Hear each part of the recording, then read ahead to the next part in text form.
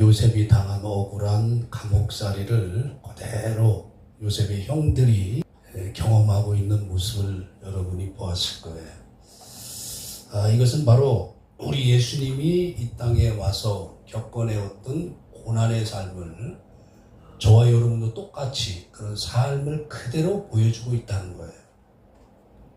그런데 이것이 복이라는 사실을 여러분은 아셔야 됩니다. 자, 그러면 오늘 이 본문에 나오는 이야기가 우리에게 어떤 메시지를 주느냐 공부하겠습니다. 우리 지난주에 형들에게 팔려서 종살이하는 억울한 요셉의 삶이 약 13년 동안 살았죠. 고난의 삶이었습니다. 한마디로 말하면. 그런데 성경은 형통한 삶이다. 이렇게 이야기를 한단 말이에요. 하나님과 동행했는데 결국 이 모든 것을 형통했다 그래요. 그러니까 우리가 생각하는 형통과 하나님이 생각하는 형통은 다른 거예요. 우리는 내 꿈, 내 뜻, 내 비전, 내 야망이 이루어지는 걸 형통이라고 생각해요. 우리는. 그런데 그것과는 완전히 반대로 하나님의 뜻, 하나님의 비전, 하나님의 꿈이 이루어지는 것을 성경은 형통이라고 말한다는 거예요. 그러니까 하나님의 형통은 내 꿈을 이루는 게 아니라 하나님의 꿈이 나를 통해서 성취되는 것을 의미하는 겁니다. 자, 우리가 이런 삶을 살려면 그리 쉽지 않다는 거예요. 자, 창세기 42장에 이제 돌아와서 보면 이제 기근을 맞이하게 돼요. 야곱. 또 나머지 아들들이 가나안에서 엄청난 기근을 맞이해요. 이 기근에서 살아날 수가 없어요. 그래서 이제 애굽으로 가서 양식을 사러가는 과정이 오늘 기록되어 있어요. 그리고 애굽의 총리가 되어 있는 요셉을 만나는, 그리고 거기에서 겪게 되는 이야기가 펼쳐지고 있는 거예요. 이것은 이미 오래전에 하나님이 약속했던 거예요. 아브라함에게. 내 후손들이 이제 저 애굽으로 가서 430년 동안 종살이할 것을 이미 하나님께서 예언해 놓은 거예요. 이제 그 예언이 드디어 이루어지기 시작합니다. 그래서 야곱과 그의 아들들, 가족이 애굽으로 이제 이주를 하는 거예요. 그리고 나서 이제 이스라엘의 대표로 상징되었던 야곱이라는 사람의 죽음으로 창세기 50장이 끝나요. 이게 창세기예요. 자, 그런데 이제 여기서 또 재미난 게 뭐냐? 이 요셉이라는 총리가 이제 아버지 야곱을 장례를 지내는데 그 야곱의 시체를 저 가나안으로 옮기는 그 행로가 아주 재미있어요. 자, 창세기 50장에 이제 미리 이제 조금 우리 맛보는 거예요. 요셉이 아버지 시신을 가나안으로 이제 옮겨가잖아요.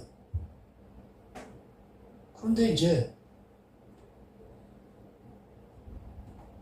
자, 여가 애굽이에요.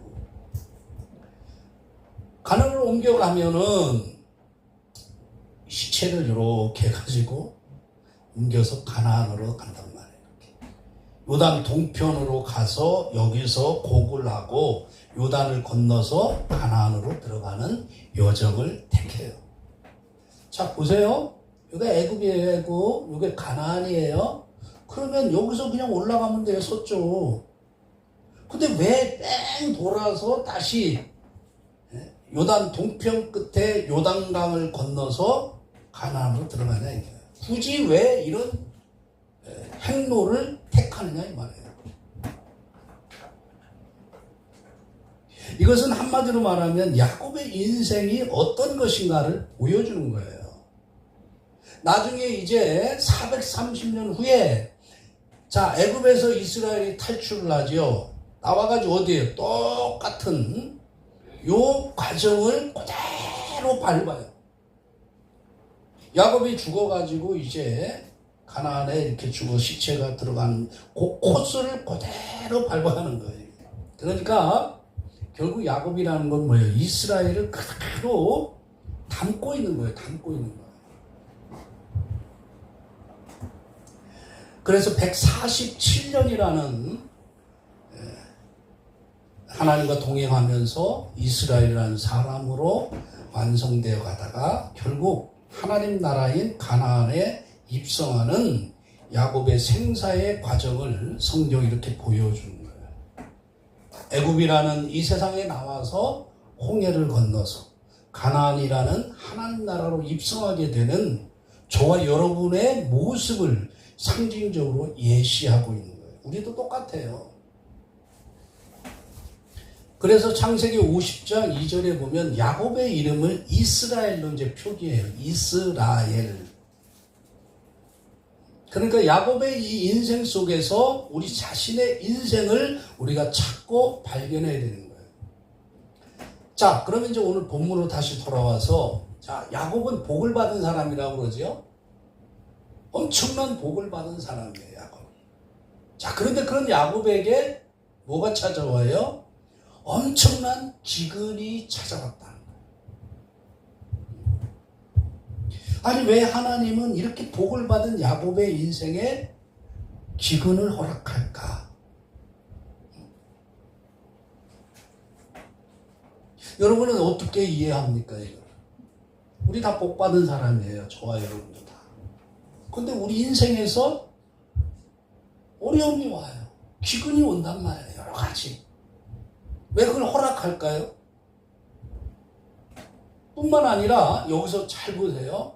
지금 야곱과 후손들이 이제 애굽에 내려가잖아요. 지금 거꾸로 이제 내려가는 거예요. 애굽으로 내려가게 돼요.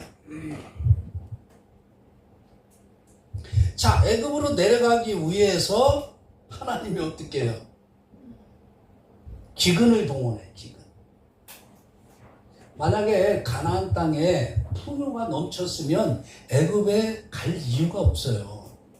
야곱이나 70명이 애굽으로 안 내려가요. 근데 기근이 와서 어쩔 수 없이 내려가는 거예요. 애굽으로 어쩔 수 없이 가게 되는 거예요.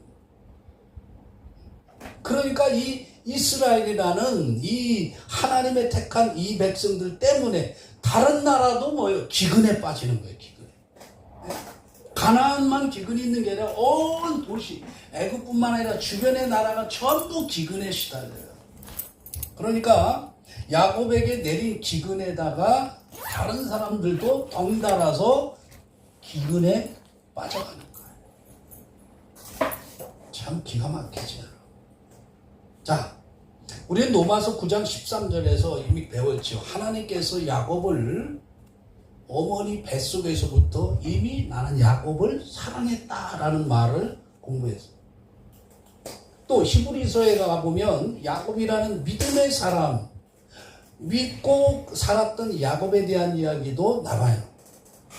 그러면 하나님의 사랑을 받은 야곱, 그리고 믿음을 가지고 살아가는 야곱이 왜 이렇게 험악한 인생을 살다가 결국은 애굽이라고 하는 이방 땅에 가서 죽느냐 이 말이에요. 아니, 하나님의 사랑을 받은 사람, 그리고 믿고 사는 사람, 근데 왜 험악한 인생을 살게 되냐 이 말이에요. 이게 여러분 조화가 됩니까? 하나님의 사랑을 지극히 많이 받았어요. 그리고 나는 그 하나님을 절대적으로 믿어요. 근데 내 인생에 이 험악한 인생이 찾아온단 말이에요. 이게 조화가 돼요? 조화가 되지 않죠. 이렇게 사랑과 믿음으로 열심히 살아갔는데 험악한 인생을 살다가 결국 이렇게 끝난다는 것에 대하여 여러분은 동의하시냐 이 말이에요. 여러분이 만약에 여기에 동의가 안 되면 이 야곱의 인생을 이해할 수가 없어요, 여러분.